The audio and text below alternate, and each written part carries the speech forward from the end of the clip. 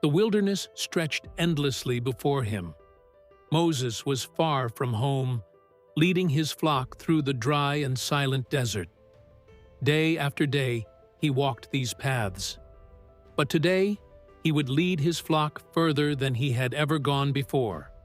He had come to Horeb. The mountain of God rose before him like a silent and holy giant. Then something impossible caught his eye.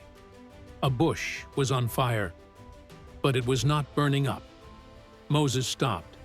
He had to see this for himself. Nothing like this had ever happened before.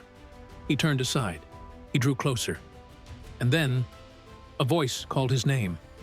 God called to him from inside the bush. He called his name twice, with power and with love. Moses answered, "Here I am." Then God told him to remove his sandals.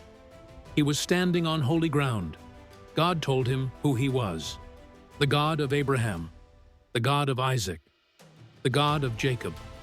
Moses hid his face. He was afraid to look at God. God had seen the suffering of his people in Egypt. He had heard every cry, and he had a plan to set them free. His people were enslaved. They were suffering. Their cries had reached the very heart of God. God said, "I will send you. You will go to Pharaoh. You will bring my people out of Egypt." But Moses felt so small. "Who am I?" he asked, "to stand before a king?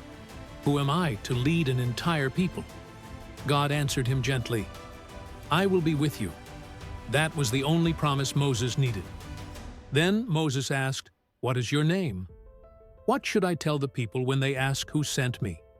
And God spoke the most powerful name ever spoken. "I am that I am," the God who always was, and always will be. That name would be remembered forever.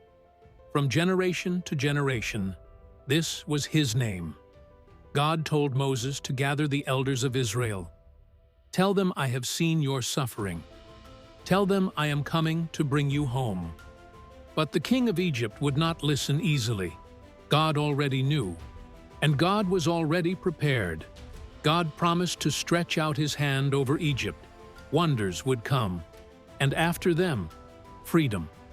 God promised his people would not leave empty-handed. They would walk out of Egypt with honor and with abundance.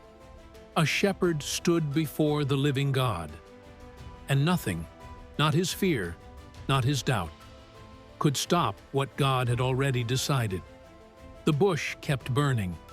The voice had spoken, and the story of salvation had just begun.